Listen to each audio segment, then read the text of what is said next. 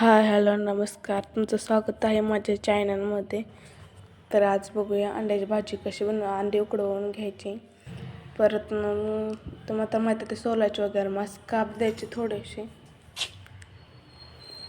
काप दिल्यानंतर थोडं त्याला हे म्हणजे ताटात घेऊन काप देऊन ताटात देऊन अंडे घ्यायचे. त्याच्यात परत त्याच्यात हळद, मीठ, लाल तिखट, लाल तिखट टाकायचं, असं लावून घ्यायचं. तर पूर्ण चांगलं लावून घ्यायचं. त्याला लावून झाल्यानंतर लगेच टोप ठेवायचं. त्याच्यामध्ये त्याला ओतायचं तुमच्या प्रमाणात ते तुम्ही ओता.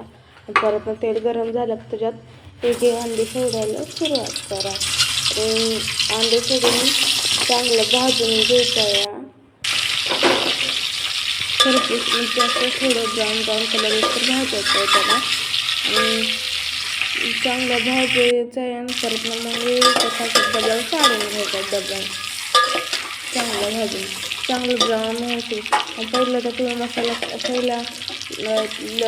पण करून ठेवला पाहिजे आधी. ते तुम्हाला दाखवलं नाही ते सांगून नक्की काढून काय लागतं. मसाला टमॅटो, कांदा, लसूण, खोबरं, जिरे एवढं असं लागतं तेवढं आणि कोथिंबीर. मग तोच मसाला तेल गरम केल्यानंतर ते अंडे काढून ते थोडंसं आणखी तेल ओतायचं. मग ते तळायला होतं तेच तेल ओतलं माझ्याने. मग त्याच्यात ते लसूण, खोबरं, जिरं, कोथिंबीर, कांदा, टमॅटो असा मसाला होता तो भाजून घ्यायचा आहे चांगला. परत त्याच्यातच आपला घरगुती मसाला, धनिया पावडर आणि गरम मसाला असे 2च मसाले टाकलेला आहे मी. दुसरं कोणता धनिया पावडर, गरम मसाला 2च टाकलेलं आहे. लाल तिखट थोडं टाकलेलं आहे.